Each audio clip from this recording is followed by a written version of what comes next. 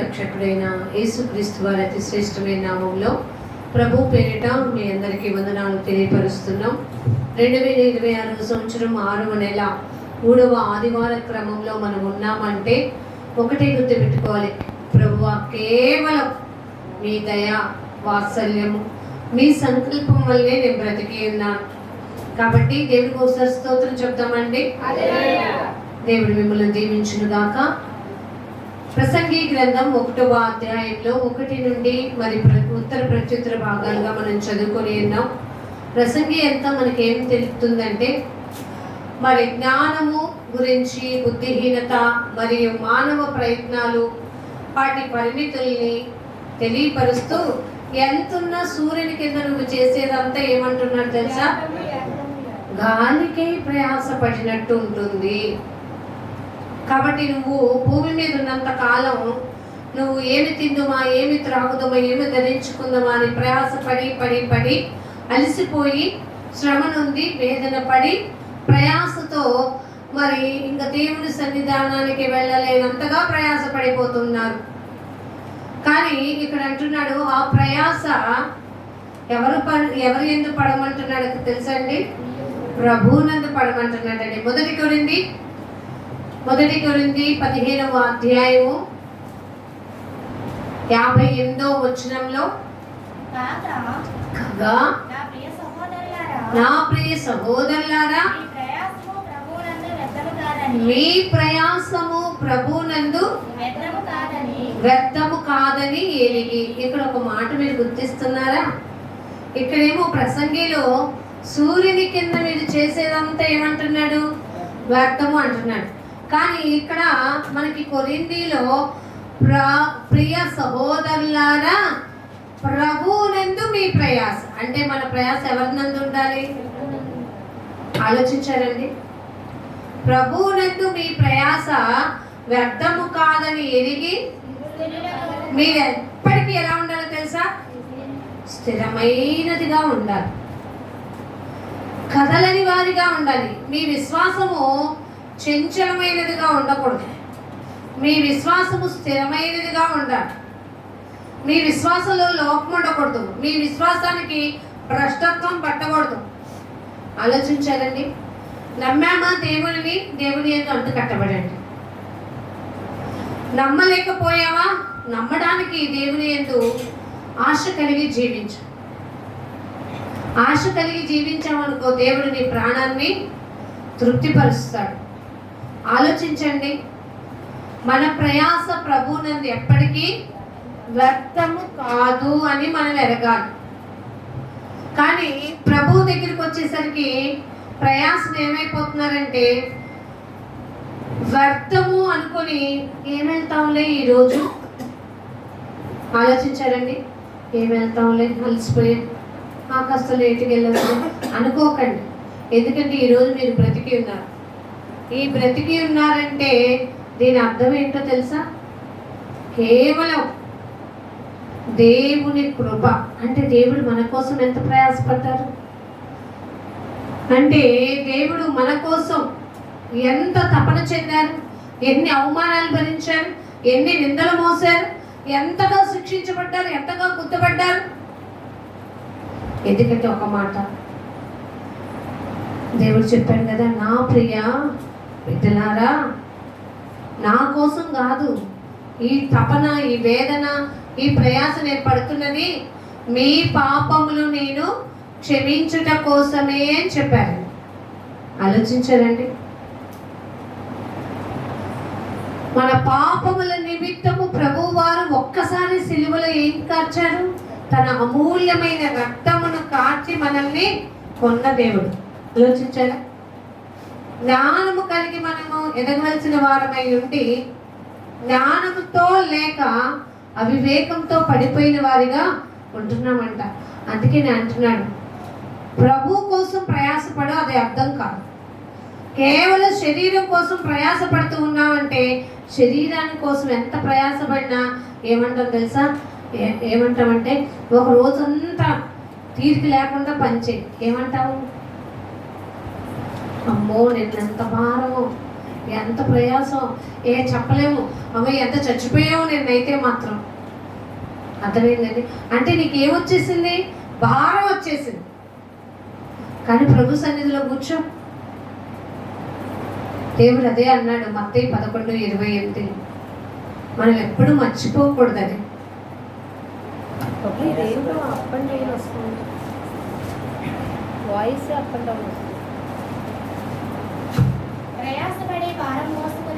ప్రయాసపడి భారము మోసుకొనుచున్న సమస్త జనులారా. అబ్బా, ఈ మాట ఎవరైనా పిలుస్తారండి? ఆలోచించారా? దేవుడు అంటున్న మాట, ఈ లోకంలో మీ ప్రయాస వ్యర్థమని చెప్తున్నా నేను, ఇదే లోకంలో మీరు నా కోసం ప్రయాసపడితే అది ఎలా ఉంటుందంట? వేకువ వెలుగులాగా ఉంటుందంట. ఆలోచించారా? ప్రయాసపడి భారం మోసుకొనుచున్న ఒక్కలేనా? నీ ఇంటి వారు, నీ పిల్లలు, లేకపోతే మీ పెద్దవాళ్ళు, వాళ్ళు రండి అని ఉందా? సమస్త జనులారా. ఎందుకంటే యేసుక్రీస్తు వారు అందరికీ ప్రభు, పక్షపాతం లేనివాడు, కపటం లేనివాడు, దోషమే లేనివాడు. కానీ మన పాపముల నిమిత్తం ఆయన మరి ఎంతో భారమైన శిక్షను మోసినవారు. మర్చిపోకూడదు కదా. ఎంత మంచి మాట అంటున్నారు తెలుసా? సమస్త జనులారా నా యొద్దకు రండి, నేను మీకు ఏం కలుగు చేస్తాను? విశ్రాంతి కలుగు చేస్తాను. ఈ లోకంలో ఒక రోజంతా ప్రయాసపడి మీరు వెళ్తున్న పని చోట, ఏమండి రేపు రాలేనండి, వల్ల కాదండి అంటాను, ఏమంటారు చెప్పండి? కుదరదు, నిన్నదే ఈ రోజుదే మీరు ఏం చేయాలంటారు? రావాల్సిందే అంటారు. అవునా కదా?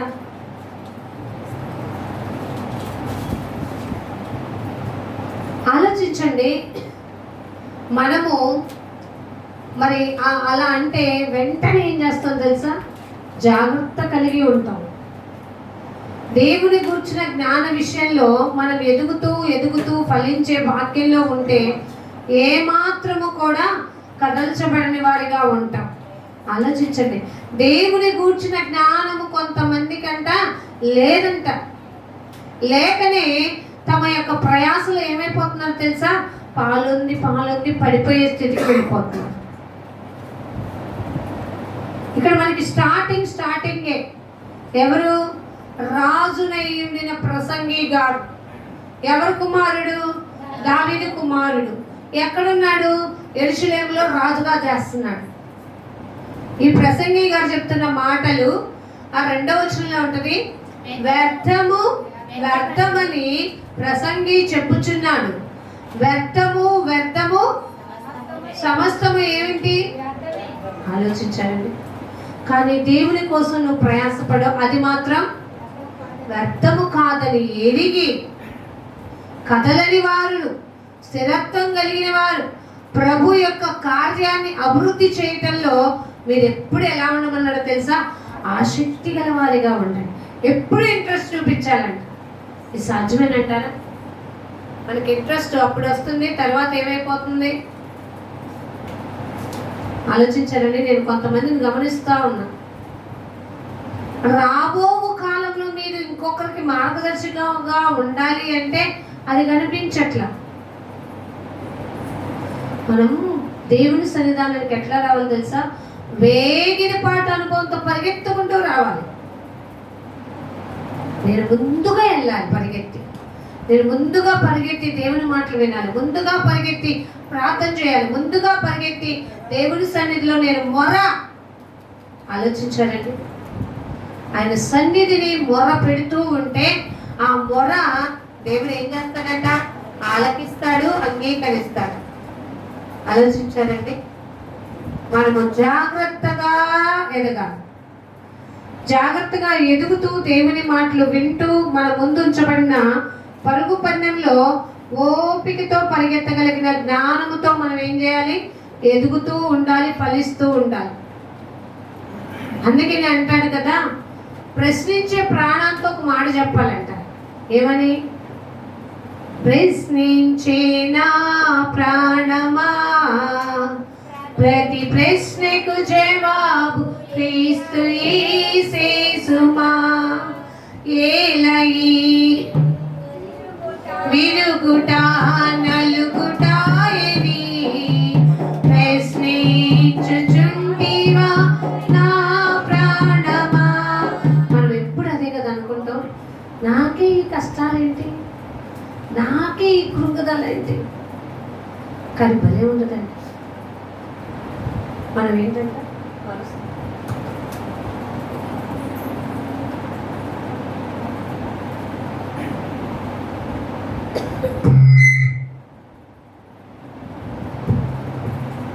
దేవుడంట ఒక మంచి పని మనల్ని ఆశీర్వదించేటప్పుడంట మనల్ని ఎంత నలగొట్టాలో, ఎంత ఎరగొట్టాలో అంతలా మనం శ్రమ పడుతుంటే కృంగిపోకు సుమా, దిగులు చెందకు, భయపడకు, నేను నీకేమున్నాను, తోడుగా ఉన్నా. నీకేమేమోబోతున్నాను, అగ్ని పరీక్షలకు నిలుస్తుంది కదా మనం పెట్టుకునే బంగారం అయినా కానీ. ఏమవుతుందంట, అది ఎంతో శుద్ధితో గుద్దబడి, కాల్చబడి, సాగతీయబడి, మరి దాన్ని వంచి ఇరిచి ఒక రూపానికి తేడానికి దానికి ఎంత ప్రయాసపడుతున్నారు కంసాలి. మరి మన ఊరికి ఏం తెచ్చేసుకోవాలంటాం, కష్టాలతో, ఇబ్బందులతో, అవమానాలతో, నిందలతో నాకేమొచ్చేయాలి. ఆలోచించారండి. కృంగిపోకూడదు, నలిగిపోకూడదు. మనం ఏం చేయాలి తెలుసా, పొందుకోవడానికి మనం దేవుని ఎదుట మనల్ని సాధకం చేయాలి. అదే సాధకం. దైవభక్తి విషయంలో నిన్ను నీవే ఏం చేయమన్నాడు తెలుసా, సాధకము చేసుకో. ఆలోచించారండి. మనము దైవభక్తి విషయంలో సాధకం చేసుకోగలిగిన జ్ఞానం మనకుంటే మనం దేవుడి సన్నిధికి పరిగెత్తుకొచ్చి, వ్యక్తమైన దానికోసం నేను చాలా పరిగెత్తేస్తున్నానే, దేవుడి సన్నిధానానికి వస్తే నేను జ్ఞానాన్ని పొందుకుంటా, నేను మంచి మరి ఆ జ్ఞానముతో, వాక్యముతో నా మనస్సాక్షిని నేను ఏం చేసుకోగలుగుతా, కల్మషం అంటుకోకుండా కాపాడుకోగలుగుతా. అర్థమైందండి. ఎప్పుడూ కూడా మనం ఏం చేయాలి తెలుసా, ప్రోక్షింపబడిన హృదయాలుగా ఉండాలి. అర్థమైందండి. వాక్యం అనే ఉదక స్నానంతో మనం ఏం చేయాలి, ఎప్పుడూ కడగబడాలి. ఆలోచించండి. వాక్యం అనే ఉదక స్నానంతో మనం ఏం చేయాలి, కట్టబడాలి. జ్ఞానముతో ఎదగటం మనకి కావాలి. ఆలోచించారండి. క్రీస్తుని గూర్చిన జ్ఞానము కొందరిలో లేక ఏమైపోతున్నారట, పడిపోతున్నారట. చూడండి, అక్కడ ఒక మాట ఉంటుంది, ఆ యొక్క ప్రసంగి గ్రంథం 1లో 1-2 వచనాల్లో జీవితం యొక్క అర్థం గురించి తెలియపరుస్తుంది. జీవితం యొక్క అర్థం గురించి మనకి తెలియపరుస్తూ అంటుంది, సూర్యుని కింద నరులు పడుచుండు పాటు అంతటి వలన వారికి కలుగుచున్న అర్థమేందండి. సముద్రంలో కూడా ఆటుపోట్లు వస్తూ ఉంటాయి, కానీ సముద్రం నేనేంటి తట్టుకుంటానా, ఎందుకు ఇలా చేశాడని అనుకోదు. మనిషి జీవితంలో వస్తున్న ఆటుపోట్లు తట్టుకోలేకపోతున్నారు, శ్రమలు తట్టుకోలేకపోతున్నారు, నిందలు తట్టుకోలేకపోతున్నారు, అవమానాలు తట్టుకోలేకపోతున్నారు, కష్టాలు కోర్చుకోలేకపోతున్నారు. తిరిగి ఎవరి మీద నెట్టేస్తున్నారు, దేవుని మీద నెట్టేస్తారు. మన బుద్ధి మార్చుకోం, మన ప్రవర్తన మార్చుకోం. కానీ దేవుని ఏంటి ప్రభు నాకు ఈ కష్టాలు, నేను చదవట్లేదా, ప్రార్థన చేయట్లేదా, నీకు మొరపెట్టట్లేదా, అయినా నాకెందుకు అని బుద్ధిహీనతలో మనం బ్రతకూడదు. ప్రభా నీ చిత్తం నా పట్ల, దావీదు గారు చెప్పారు కదండి, తనని ఒక శత్రువు తిడుతూ ఉంటే ఏమన్నాడు, దేవుడి చిత్తం అలాగున్న ఏళ్ళలో మనం ఏం చేస్తాం. ఆలోచించారా? మనము వాక్యం కాదు, మన యొక్క నిజ జీవితంలో దాన్ని అనునయించుకోవడం రావాలి. అందుకే వాక్యంతో పాటు పాటలు కూడా మీరు పాడుకుంటున్నప్పుడు ఆ లైన్లు గమనించండి. నన్ను సాధనం చేసుకోమంటున్న దేవుడు, నేను సాధకంగా మారాలి. ఆయన ఖడ్గానికి వాక్యం అనే ఖడ్గానికి నన్ను నేను ఏం చేయాలి? వింటున్నప్పుడు పొదులు పెట్టబడాలి. అది జీవితం యొక్క అర్థం. ఆ జ్ఞానంలో లేక పడిపోయే స్థితిలో ఉంటే, అందుకంటాడు రోమీలకు రాసిన పత్రిక 8వ అధ్యాయంలో, రోమీలకు రాసిన పత్రిక 8వ అధ్యాయంలో ఆ సృష్టి గురించి తెలియపరుస్తూ 20వ వచనంలో, ఏలయనగా సృష్టి నాశనమునకు లోనైన దాస్యములో నుండి విడిపింపబడి దేవుని పిల్లలు పొందబోవు మహిమగల స్వాతంత్రము పొందుదునను నిరీక్షణ కలదే. అర్థమైందండి? మనం అదే అనుకోవాలి. ప్రభా, నీ స్వాతంత్రమును పొందుకోగలిగను, నేను పొందుకుంటానని ఒక నిరీక్షణతో బ్రతకడం నాకు నేర్పించు. నా జీవితానికి అర్థం ఏంటి? దేవుని ప్రేమించటం, దేవుని పట్ల నమ్మకం కలిగి ఉండటం, నేను రాకడ పర్యంతం వరకు ఆయన కోసం ఎదురు చూసే ఆ నిరీక్షణలో కొనసాగటం, ఆ తర్వాత నేను చనిపోయిన తర్వాత తిరిగి లేపబడతాననే నమ్మకంతో ఉండటం ఒక క్రైస్తవ బిడ్డకు కావాల్సిన లక్షణం. అలాంటి నిరీక్షణ మనల్ని ఎప్పుడు ఏం చేయదంట? అర్థమైందండి? ఆ సృష్టిలో ప్రథమ పాత్రుడు అయిన నీవు తెలుసుకోవాల్సింది నిరీక్షణ కలిగి ఉండడం, ఓర్పును కలిగి ఉండటం, యథార్థతను కలిగి ఉండటం, దేవుని యందు భక్తి భయము కలిగిన జీవితం. దేవుణ్ణి ప్రేమించాలని చెప్పుకోవడం మనుషులు తృణీకరించడం కాదు. నన్ను ప్రేమించామని నువ్వు తెలిసిన నీవు మనుషుల్ని ప్రేమించడం నేర్చుకో. దేవుడు అదే అన్నాడు కదా, నన్ను వలె నిన్ను వలె మీరు మీ పొరుగు వారిని ప్రేమించండి. అర్థమైందండి? దేవుని ప్రేమ మనం ఇతరుల పట్ల కనపరచలేకపోతే దేవుడు తన ప్రేమని మనకు కనపరచడు. మనం ఏమి ఎత్తుకుంటామో అదే పంటను ఏం చేసుకుంటాం తెలుసా? డెఫినెట్గా. అందుకే అన్నాడు, మీలో ఎక్కువ మంది అసలు ఎవరికి మీరు తీర్పు తీర్చకండి. ఆలోచించారండి? ఒకళ్ళని తీర్పు తీర్చే ప్రశ్నతత్వానికి వెళ్ళడం కంటే ముందు నువ్వు ఎలా ఉన్నావో నువ్వు సరి చేసుకొని బాగుపడవు అంటున్నాడంట. మన జీవితంలో దేవుడు మనకిచ్చిన ఆయుష్లో మనం ఎలా ఉండాలి అంటే, దేవుడు కూర్చున్న జ్ఞాన విషయంలో ఎదగాలి, ఫలించాలి, దేవునికి ఉపయోగపడాలి, దేవునికి అతి దగ్గరగా నేను ఉండడం అయితే తెలియాల్సింది. ఎవరి భక్తి ఏంటో ఎదుటి వాళ్ళకి చూపించుకోవాల్సిన అవసరం లేదు. కానీ నీ భక్తి ప్రవర్తన, యథార్థత, నీ మార్పులో, నీ సరళతలో ఒక రూపాంతరం కనపడాలి. అది జీవితం యొక్క అర్థం. ఆ అర్థానికి మనం ఏం చేయాలంటే, దేవుని గురించిన జ్ఞాన విషయంలో ఎదుగుతూ ఫలిస్తూ దేవునికి ఉపయోగపడే పాత్రగా మనం ఉండగలిగినప్పుడైతే దేవుడు మనల్ని చూసి ఏమంటాడు తెలుసా?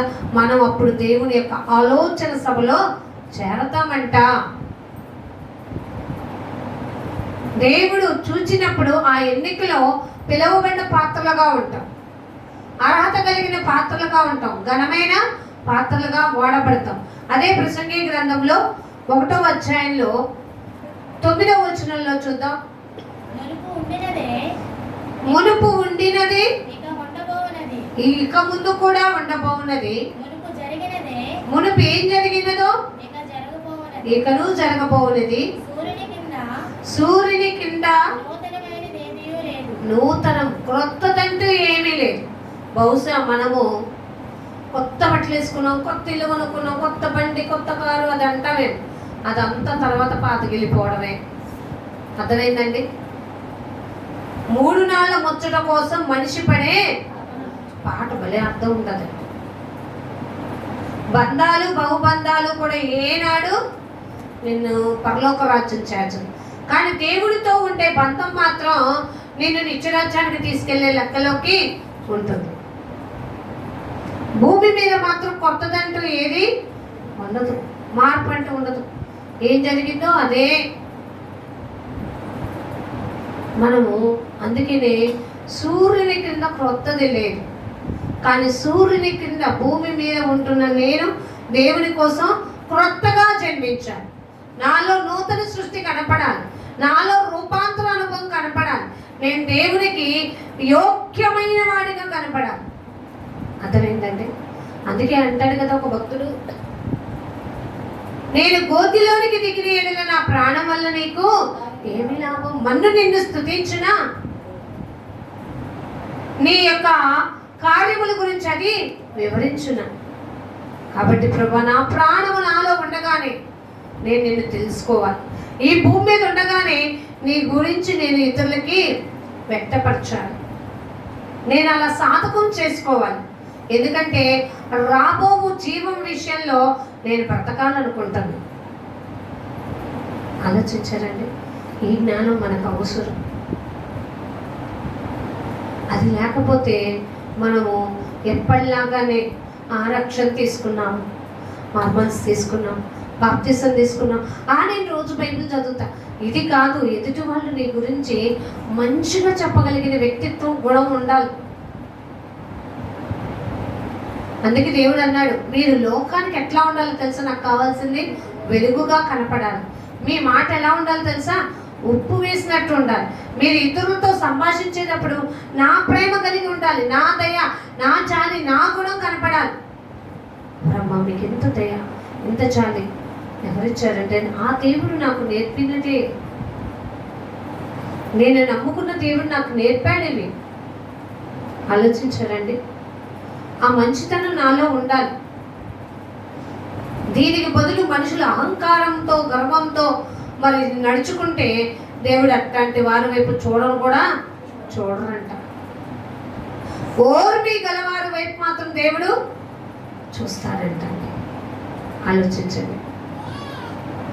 మనం ఈ భూమి వదిలి వెళ్ళిపోయే లోపే మనము దేవుని బిడ్డలుగా మనల్ని రూపాంతరం చేసుకోగలిగితేనే దేవుడిచ్చే ఆ రాజ్యంలో చేరటానికి వారసత్వం పొందుకోగలుగుతామేమో. ఆలోచించారండి? మనం వాక్యం చెప్తున్నప్పుడు నేను కాదు నీ గురించి అన్నట్టు చూసామనుకో, అది నీకే కొరడ. అర్థమైందా? వాక్యం చెప్తున్నప్పుడు ఇది నా కోసమే, నా ఇంటి వారి కోసమే, నేనే సరి చేసుకోవాలి అనకుండా మనం ఉంటాం కదా. ఇద్దరు వ్యక్తులు ప్రార్థన చేస్తున్నారట, మీకు గుర్తు వచ్చేయాలి. ఎవరాళ్ళు? ఏమంటున్నారట? పరిసయ్యుడు ఏమన్నాడు చెప్పండి?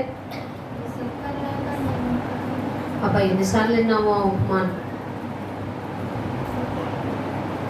ప్రభా, ఆ వ్యక్తిలాగా నేను లేను. నేను ఎలా ఉన్నాను తెలుసా? దానాలు ధర్మాలు అన్నీ చేసేస్తున్నాను, దాన ధర్మ పుణ్యాలు అన్నీ చేస్తున్నాను అని పరిసయ్యుడు వాపోతున్నాడంట. కానీ సుంకరి మాత్రం తల ఎత్తి ప్రార్థించడానికి కూడా నేను యోగ్యుని కాదు ప్రభువా. సిగ్గుతో తలదించుకుంటున్నాను, అవమానంతో తలదించుకుంటున్నాను.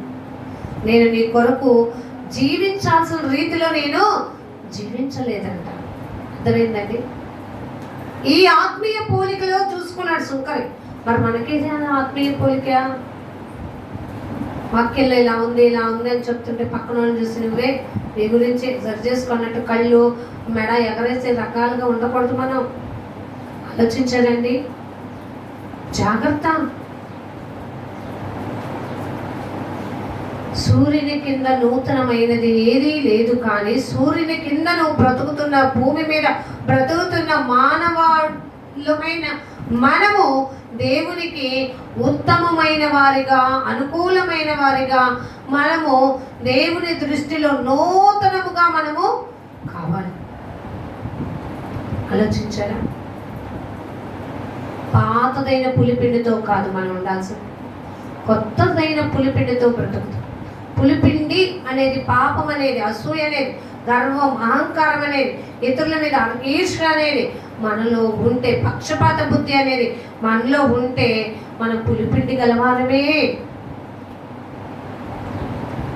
జనాలు అంటారు నీ బుద్ధి అప్పటికీ మారలేదు, ఇప్పటికీ మారలేదు, నీ బుద్ధి ఎప్పుడు అదే. అంటే అయ్యో, మనం ఎవరికి మనం తెస్తున్నాం? వెళ్ళి దాన్ని నేర్చుకోవట్లేదా? సరి చేసుకోవట్లేదా? జీవించట్లేదా? నాకెందుకులే నేను మరి గీత గీసుకొని నా ధరలో నేను ఉండిపోతున్నానా? జాగ్రత్త.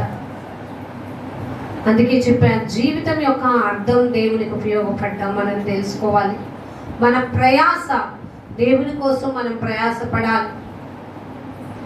అలాగే సూర్యుని కింద బ్రతుకుతున్న మనం దేవునికి ఉత్తమంగా నూతనమైన వారిగా రూపాంతర అనుభవంలో ఉండే విధంగా కావాలి. అదే ప్రకటన గ్రంథం 21:1 మనకి చెప్తాడు. ప్రకటన గ్రంథం 21:1 అంతటా నేను క్రొత్త ఆకాశమును క్రొత్త భూమిని చూచితిని. మొదటి ఆకాశము మొదటి భూమియు గతించిపోయేను, సముద్రమును ఇకను లేదు. ఇది ఎప్పుడు జరుగుతుంది? దేవుని రాకడ వస్తుంది, చూసావా? ఆ రాకడ వచ్చినప్పుడు ఆలోచించా. ఇప్పుడు చూసే భూమి ఆకాశం ఉండదు, కొత్తగా ఉండదట. ఆ కృపను పొందుకోవాలనుకుంటున్నావా? ఆలోచించారండి. నూతన గీతం పాడాలనుకుంటాం, నూతన వస్త్రాలు వేసుకోవాలనుకుంటాం, నూతనముగా జీవించాలనుకుంటాం. కానీ క్రీస్తు కొరకు నూతనముగా దినదినము వర్ధిల్లే వాక్యంలో ఉన్నామా లేదా? ఇది మనం పరిశీలన చేసుకోవాలి. మన ఒక్కొక్కసారి దేవునితో అటాచ్మెంట్ ఉంటే దేవుడు మనకి తెలియపరుస్తాడు, తెలుసా? మనస్సాక్షి గర్దిస్తూ ఉంటుంది. జాగ్రత్త, నువ్వు తప్పు చేస్తున్నావు, సరి చేసుకో, అది కరెక్ట్ కాదు కదా అని ఏదో ఒక విధంగా మనకు తెలియపరుస్తున్నప్పుడు మనం ఏం చేయాలి తెలుసా? ఎలక్ట్ అయిపోయి దేవుడా నన్ను క్షమించు. మరి మీ మనస్సాక్షి గర్దిస్తుందో లేదో నాకు తెలియదు. గర్దించే విధంగా ఉండాలి. అప్పుడు మాత్రమే మన లోపాలు తెలుస్తాయి. నిత్య నూతనముగా ఉండాలి మనం ఎప్పుడు. ఎందుకంటే మనం ఆ నూతన ఆకాశం, నూతన భూమి ఇక్కడ ఉండవు. కానీ మనం యెరూషలేములో, నూతన పట్టణంలో ఉండే స్థితికి వెళ్తాం. ఆలోచించారా? అందుకే అంటాడు, నేను జీవిస్తున్నానంటే దేవుని కోసం జీవించాలి. నేను ప్రయాసపడుతున్నాను అంటే దేవుని కోసం కూడా ప్రయాసపడే జీవితం నేను కలిగి ఉండాలి. ఆలోచించారండి. నేను నూతనముగా ఉన్నానంటే దేవుని కోసం దినదినము నేను నూతన పరచబడే స్థితిలో ఉండాలి. అదే ప్రసంగి గ్రంథంలో చూసుకుందాం, 14వ వచనంలో, సూర్యుని కింద జరుగుచున్నది క్రియలన్నిటినీ నేను చూచితిని. అవి అన్నీ వ్యర్థములే. అవి ఒక్కటిను గాలికై ప్రయాసపడినట్టున్నవి. వంకరగానున్న వాటిని చూడండి. అక్కడ 13వ వచనంలో, ఆకాశము క్రింద జరిగినది అంతటినీ జ్ఞానము చేత విచారించి గ్రహించుటకై నా మనసు నిలిపితిని. ఈ జ్ఞానం కలిగి ఉండాలి. మనం ఏం చేయాలంట? జ్ఞానము విచారించాలి, ఇంకా అక్కడ చెప్పిన మాట గ్రహించాలి, నీ మనసు నిలపాలి. ఈ మాటలు క్రైస్తవుడు గుర్తించాలి. దేవుని యందు భయభక్తులు కలిగి ఉంట జ్ఞానానికి మూలం. దేవుని యందలైన భయం పవిత్రమైనది. ఇది గ్రహిస్తున్నావా? ఆలోచించారండి. విచారించటం, దేవుని బిడ్డగా నేను దేవుని చిత్తాన్ని నెరవేర్చేవాడిగా ఉండలేకపోతున్నానే అని విచారిస్తున్నావా? ఆలోచించారండి. తెలుసుకొని నీ యొక్క మనసుని నిలుపుకునే స్థితిలోకి వెళ్తున్నావు. కీర్తన 51లో ఆ మాట నాకు చాలా ఇష్టం అండి. దావీదు గారు తన యొక్క తప్పులో ఆ మాట, ఒక మాట అంటాడు,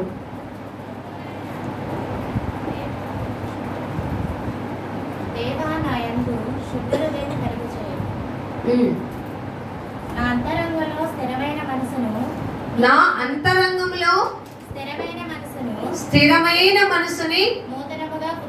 అర్థమైందండి.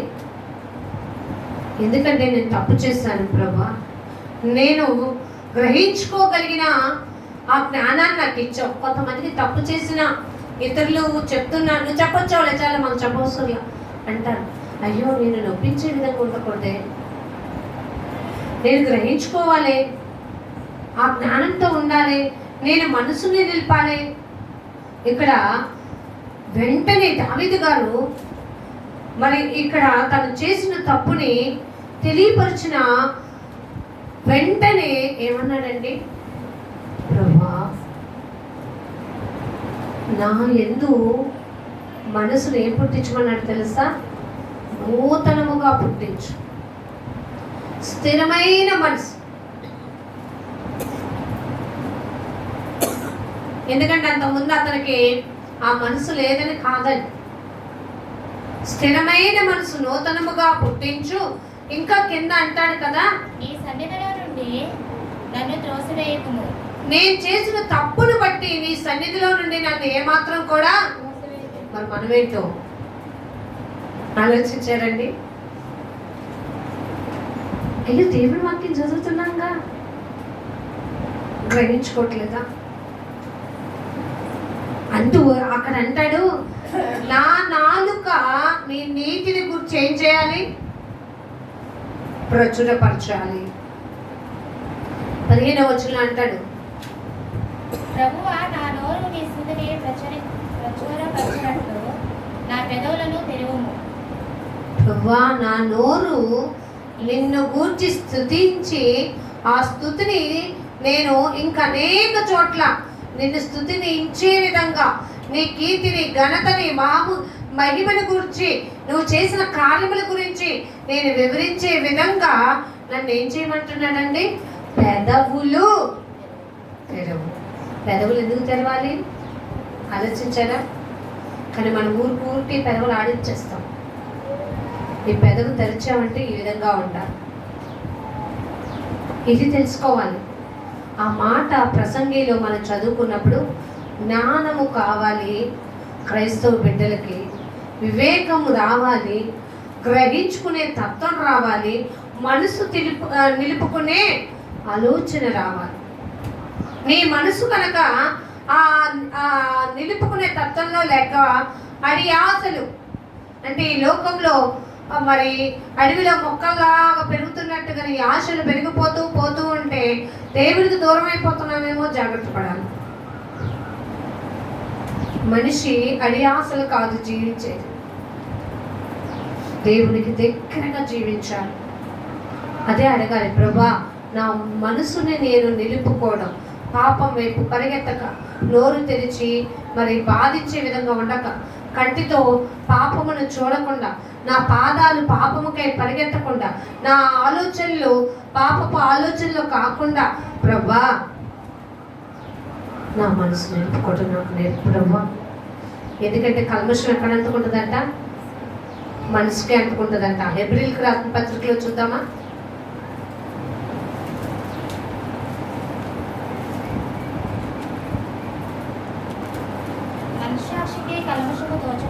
ఒక్క నిమిషం చూడండి. హెబ్రీయులకు రాసిన పత్రిక 10వ అధ్యాయం 8-2 వచనాలు. మనస్సాక్షికి కల్మషము తోచకుండునట్లు ప్రోక్షింపబడిన హృదయములు గలవారమే. ఎప్పుడు తెలుసండి మనసు ఎందుకు నిలుపుకోవాలి? మనసుకి ఎప్పుడు ఏమంటుకుంటుందట? అర్థమైందా? మనస్సాక్షికి కల్మషం అంటుకుంటుంది. కల్మషం అంటే నిన్ను అపవిత్రపరిచేది అంటుకుంటుందండి. ఆలోచించారండి? మనస్సాక్షికి కల్మషము తోచుకుంటున్నట్లు ప్రోక్షింపబడిన హృదయములు గలవారును నిర్మలమైన ఉదకముతో. ఈ నిర్మలమైన ఉదకం ఏంటి? వాక్యమే. వాక్యము ద్వారానే మనము శుద్ధి చేసుకోగలం. నిర్మలమైన ఉదకముతో స్నానము చేసిన వారమై, అలాంటి శరీరములు గలవారమై విశ్వాస విషయంలో సంపూర్ణత. అది మీరు పెట్టుకోవాలి. విశ్వాస విషయంలో ఏముండాలి? సంపూర్ణత, ఒక నిశ్చయం. విశ్వాస విషయంలో సంపూర్ణ నిశ్చయత కలిగి యథార్థమైన హృదయంతో మనము దేవుని సన్నిధానమునకు ఆలోచించారా?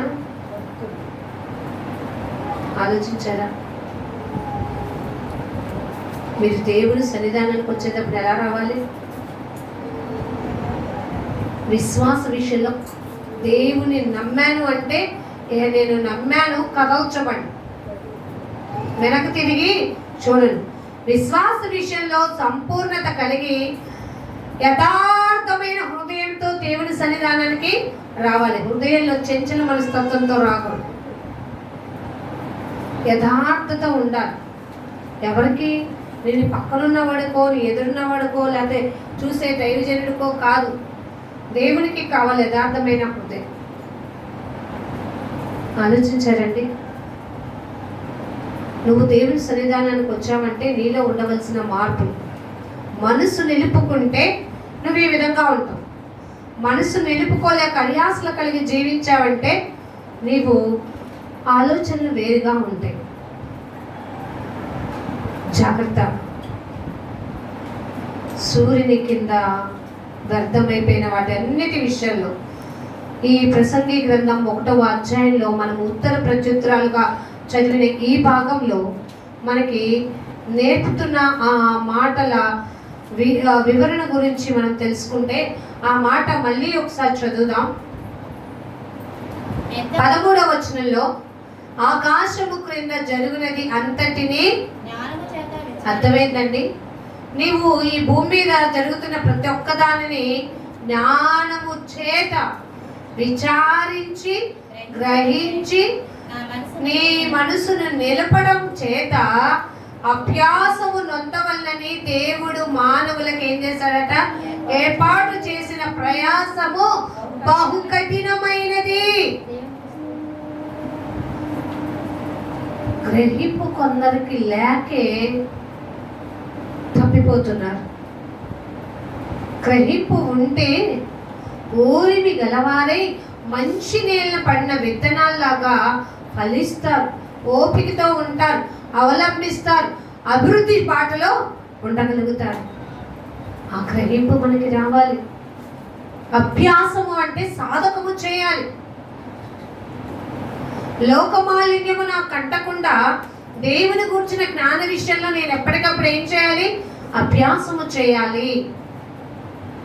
అది నా ప్రవర్తనని మారుస్తుంది, నా చూపుని మారుస్తుంది, ఆలోచనని మారుస్తుంది, నాలో ఉన్న బలహీనతలను మారుస్తుంది. అందుకే వాక్యం దినదినము చదవమనేది. ఏదో టైం పాస్కో మనకి బాగా వచ్చిందని కాదండి. వాక్యం చదువుతున్నప్పుడు ప్రతి పదము మనల్ని టచ్ చేస్తుంది.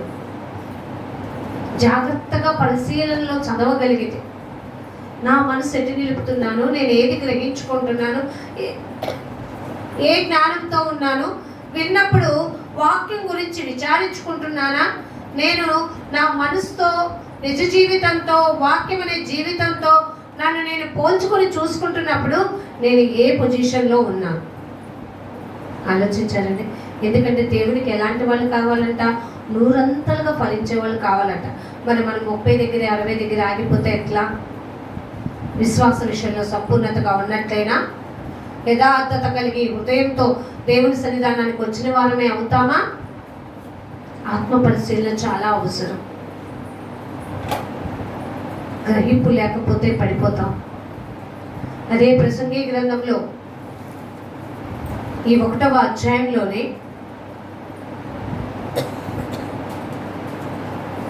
ఎంత 16వ వచనంలో చూద్దాం. యెరూషలేమునందు నాకు ముందున్న వాటిని అందరికంటేను నేను చాలా ఎక్కువగా జ్ఞానము సంపాదించితిననియు జ్ఞానమును విద్యను నేను సంపూర్ణంగా అభ్యాసించి. ఇది ఒక జ్ఞాన భారం. జ్ఞానాన్ని విద్యని ఏమంటారట? మళ్ళీ చదువమ్మా. జ్ఞానమును విద్యను నేను పూర్ణముగా అంటే మొత్తం చదివేసానండి బైబుల్. ఎక్కడ ఖాళీ లేదు, ఏది అడిగినా ఎక్కడ అడిగినా ద బెస్ట్. అట్లాంటి వాళ్ళని చూడండి మీరు. అబ్బో, వాళ్ళ ప్రవర్తన శైలి ఉంటుంది. నువ్వు దీనిలో యొక్క వచనాలు చెప్పగలవేమో, కానీ నీ ప్రవర్తన విషయంలో సరిగ్గా లేకపోతే నీ జ్ఞానం వృధా. పూర్ణముగా అభ్యసించితినని నా మనసులో అర్థమైందండి. నీవు అనుకుంటున్నావా అలాగా?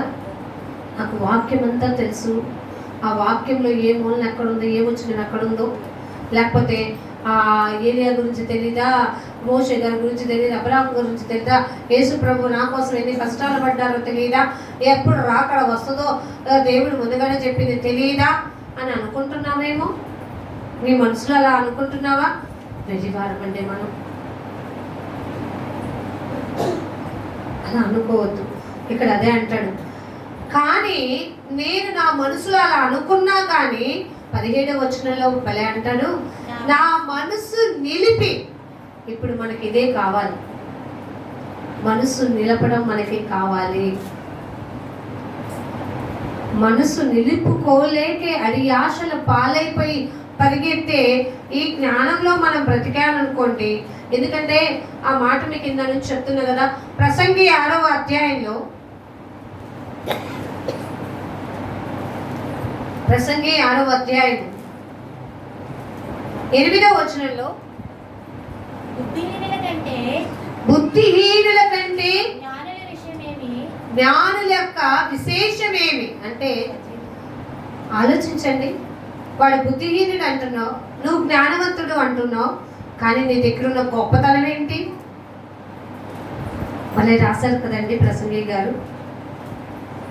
మనం అందరం అనుకుంటాం పక్కన చూసి, నీకులాగా నేను లేదు, అబ్బో నాది ఆ ప్రవర్తన కాదులే, నేను చాలా గొప్పవాడిని అనుకుంటాం. జ్ఞానం, నీ జ్ఞానం వెర్రితనమేమో. నువ్వు ఎలాంటి వాడు భలే ఉంటుంది కదా ఒక వాక్యం, తనను తాను యోగ్యుడు అని ఎంచుకునేవాడు గొప్పవాడు కాదు, దేవుడి చేత ఎంచబడేవాడే గొప్పవాడు. ఆ లిస్టులోకి వెళ్దాం. మనకు కావాల్సింది ఫస్ట్ది కాదండి, రెండోది దేవుని చేత ఎన్నిక చేయబడే స్థితిలోకి వెళ్తాం. నీ మనసు నిలుపుకొని గ్రహించుకుంటే ఆ సంపూర్ణతలోకి వెళ్తే నీకు ఇది అర్థమవుతుంది. ఇక్కడ అంటున్నాడు, మరి మనసు అడియాసలు కలిగి, దానిపైన సజీవుల ఎదుట బ్రతక నేర్చిన బీదవారికి కలిగిన విశేషమేమి. సజీవులున్న దేశంలో నువ్వు వెళ్ళాలనుకుంటున్నావా? కానీ కొంతమంది అనుకుంటారు, బ్రతక నేర్చిన వాళ్ళు ఉంటారు కొంతమంది భూమి మీద, వాళ్ళ కుయుక్తులతో బ్రతక నేర్చుకుంటారు.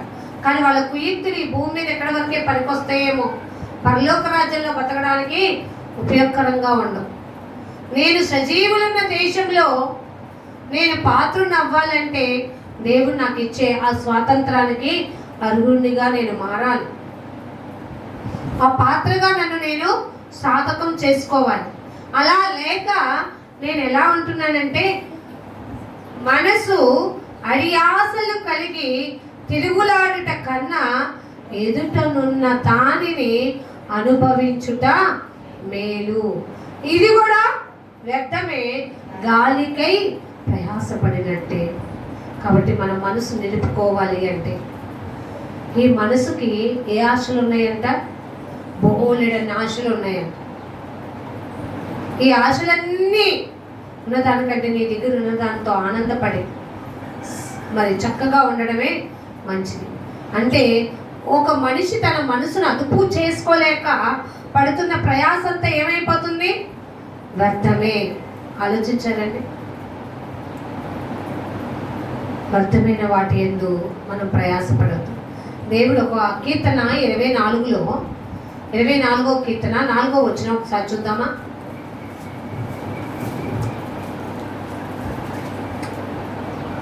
వ్యర్థమైన దాని యందు మనసు పెట్టకయు పట్టముగా ప్రమాణములు చేయకయు. వ్యర్థమైన దాని యందు ఏం పెట్టొద్దు అంటున్నాడండి? మనసు పెట్టకయు. ఆలోచించారా? వ్యర్థమైన దాని యందు మనసు పెట్టకయు కపటముగా ప్రమాణము చేయకయు నిర్దోషమైన చేతులను. ఎప్పుడు మనకు ఉండాల్సింది ఇది. మన చేతులకు ఏమంటుకోకూడదు? మట్టి కాదు, పాపం అంటుకోకూడదు. ఆలోచించారా? మన ఊరికే ఎదుటి వాళ్ళ పాపంలో పాలిభాగస్తులం అయిపోతాం. జాగ్రత్త పడండి. నిర్దోషమైన చేతులను ఎప్పుడు శుద్ధమైన హృదయం కలిగి ఉంటే తప్పక దీవించబడతావు. మీకు ఇంకో విషయం తెలుసా? ఆశీర్వాదం పొందడం అంటే అన్నీ కలిగి ఉన్నాయి, అన్నీ పర్ఫెక్ట్ అని అనుకుంటేనే ఆశీర్వాదం అనుకోకండి. కొంతమందిని పెడతాడు దేవుడు, ఏమీ లేకుండా నా కోసం ఉన్నారు చూసారా, వీళ్ళు నాకు మూల స్తంభాలు, వీళ్ళు నా కోసం పనిచేసే పాత్రలు. వీళ్ళు ఎలా ఆశీర్వదింపబడతారో తెలుసా? ఎంత ఘనత, మహిమ, కీర్తి తెచ్చే బిడ్డలుగా ఉంటారో తెలుసా అంటారు. చాలా మందికి లోకల్ ఆశీర్వాదం అంటే పర్ఫెక్ట్గా చదువుకున్నామా, మంచి పెళ్లి చేసుకున్నామా, బిల్డింగ్ కట్టేసామా, పిల్లలు కన్నామా, ఫ్యామిలీ ఫామ్ చేసేసామా, తర్వాత తరం చూసేసామా, అయిపోయాం, దేవుని చేత మేము ఇలాగూ ఆశీర్వదింపబడ్డాం అంటారు. అలా అయితే లోతుకి ఏముంటే ఆశీర్వదింపబడ్డాడు? ఏమీ లేకపోయినా కూడా యథార్థమైన హృదయం, నిర్దోషమైన చేతులు, శుద్ధమైన హృదయంతో తన మనసును నిలుపుకొని జ్ఞానాభ్యాసం పొందుకొని దేవుని జ్ఞానం చేత పట్టబడిన వాడే గ్రహించి, లోకంలో నాకు తిండి తిప్పలు, నన్ను ప్రేమించేవారు, ఆదరించేవారు లేకపోయినా దేవుడిచ్చిన నాకు ఆ బ్రతుకుని నేనేం చేయాలి? నాలో ఊపిరి ఆగిపోయేంత వరకు కూడా దేవుని కూర్చున్న భయంలో, భక్తిలో ఎదుగుతూ నేను దేవుని దూషించకుండా జాగ్రత్తగా ఆ సజీవులు ఉన్న దేశంలో చేరేంత వరకు నన్ను నేను ఏం చేసుకుంటాను అనుకున్నాడో తెలుసా? మనసు నిలుపుకున్నాడు. అది జ్ఞానాభ్యాసం. మనం అలా చేయగలిగితే ద బెస్ట్ అవుతాం. అది ఆశీర్వాదం. వ్యర్థమైన వాటికి ప్రయాసపడి శారీరకంగా కృషించిపోయి నలిగిపోయి శారీరక బలహీనత వల్ల మనసుకి బలహీనతను తెచ్చుకుంటూ ఆత్మీయతలు ఎదక్క దేవుని గుర్చిన జ్ఞానంలో తప్పిపోతూ మనం ఉన్నామనుకోండి, ఏమవుతుందో తెలుసా? జారిపోయే వారిగా ఉంటాం. క్రీస్తుని గూర్చిన జ్ఞానం అంట లేకనే చాలా మంది తప్పిపోతున్నారు. తెలిసినా కూడా తప్పిపోతున్నారంటే బలహీనత.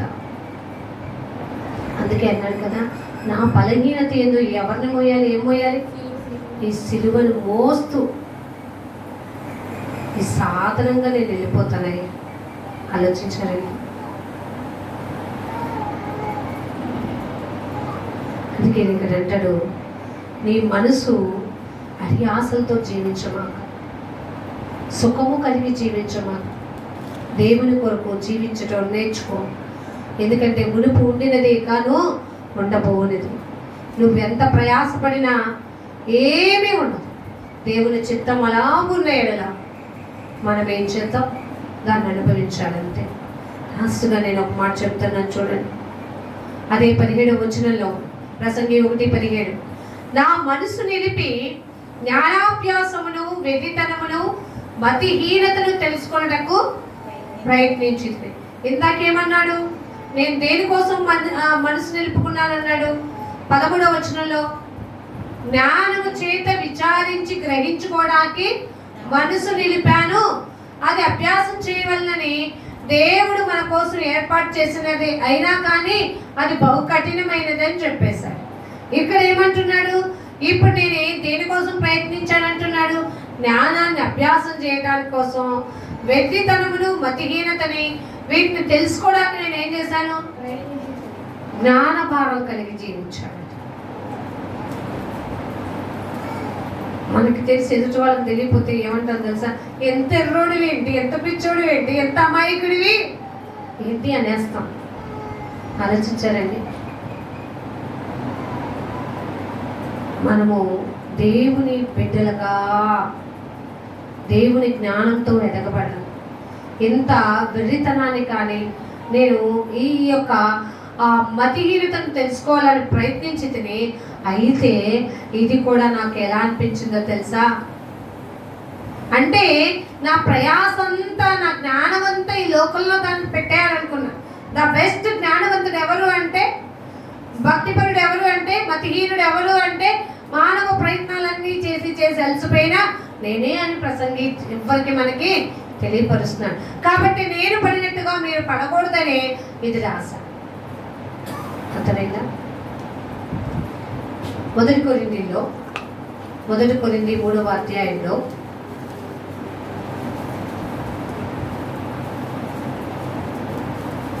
18వ వచనంలో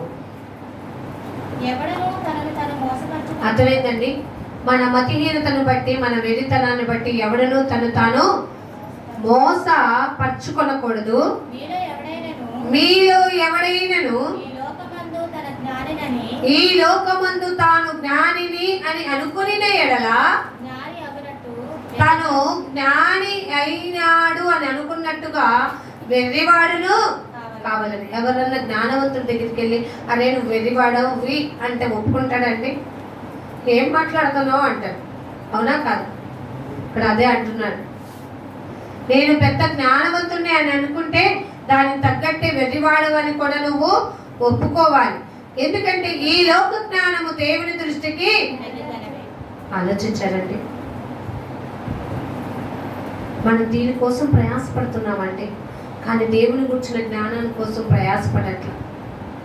దేవుని గురించిన జ్ఞానం ఏంటో తెలుసా? యెహోవా యందు భయము భక్తి కలిగి ఉండటే జ్ఞానానికి మూలం. భయము లేదు, భక్తి లేదు. అలా లేకపోయిన వారి జీవితాలలో దేవుని గురించిన జ్ఞానం లేదు. వీళ్ళెంతసేపు మొదటి పేతురు రాసిన పత్రికలో మాట ఉంటుంది చూడండి.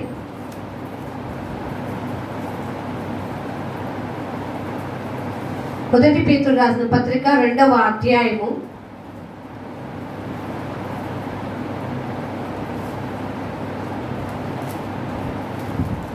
2 పేతురు రాసిన పత్రిక 2 పేతురు రాసిన పత్రిక 2వ అధ్యాయం 20వ వచనం. వారు ప్రభువును రక్షకుడునైన యేసుక్రీస్తు విషయమైన అనుభవ జ్ఞానము చేత ఈ లోక మాలిన్యములను తప్పించుకోవాలి. ఈ జ్ఞానం ఉంటే లోకంలో ఉన్న మాలిన్యాన్ని తప్పించుకోగలుగుతాం. మనసు కట్టిన మాలిన్యాన్ని తప్పించుకోగలుగుతాం. ఆలోచించారండి. ఆ అభ్యాసంలోకి వెళ్దాం, అది పొందుకుందాం. ఈ లోకంలో మనం అనేక పనుల కోసం పిల్లల్ని ఓకే ప్రెజర్ పెట్టేస్తాం, ప్రయాసపడతాం. కానీ దేవుని పని కోసం మన పిల్లల్ని ఏమాత్రం కూడా పుష్ చేయం. ఎట్లా మరి? మన జ్ఞానం వెరితనం కాదా? భయభక్తులు కలిగి ఉంటే జ్ఞానానికి మూలం. మనసును నిలుపుకోవడమే జ్ఞానానికి మూలం. మనసులో నువ్వు సాధకము చేస్తూ సంపూర్ణతలో ఎదగటమే జ్ఞానానికి మూలం. ఈ అభ్యాసంలో ఎదుగు. వ్యర్థమైన వాటి యందు మనసు ఉంచు. దేని అవసరమో దాని యందు మనసు నిలిపి నీవు స్థిరమైన హృదయం కలిగి ఉంటే నోటిని కాపాడుకుంటావు, హృదయాన్ని కాపాడుకుంటావు, ఆలోచనని కాపాడుకుంటావు, క్రీస్తు సాక్షిగా ఇళ్ళలో ఉండగలుగుతావు. అట్టి జ్ఞానాన్ని దేవుడు మనకందరికీ ఇస్తున్నప్పుడు విన్న వాక్యం మనందరిలో ఫలించాలని మనస్ఫూర్తిగా కోరుకుంటూ ఇంతటితో వాక్యం ముగిస్తున్నాను. దయతో తలలు వంచండి, ప్రార్థన చేసుకుందాం. కొద్ది మాటలు దేవుడు మన వెనుకల్లో దీవించును గాక. మా ప్రియమైన పనులకు తండ్రి యేసయ్య మీకు వందనాలు చెల్లిస్తున్నాను. ప్రసంగి ఎంతో నైనా ప్రభా అభ్యసించి అంతా తెలుసుకొని జ్ఞానము మతిహీనత గురించి అభ్యాసము చేసి వెర్రితనము అంటూ నైనా తెలియపరుస్తున్నాడు. దేవుడు నీకు ఇచ్చిన జీవితం, ఆ జీవితంలో సృష్టి అయిన నీవు దేవుని కొరకు ఉపయోగపడాలని, దేవుని కొరకు ప్రయాసపడాలని, దేవుని గురించిన జ్ఞానం అవసరమని, నీ మనసు అడియాసలు కలిగి ఉంటే దాని నుంచి బయటికి రమ్మని, దేవునికి ఉపయోగపడమని, దేవుని ఎల్లప్పుడూ భయభక్తులు కలిగి ఉండమని గ్రహించు, అభ్యాసము చేయి, విచారించు, నిలుపుకో అని, సంపూర్ణతలో ఎదగమని ప్రభు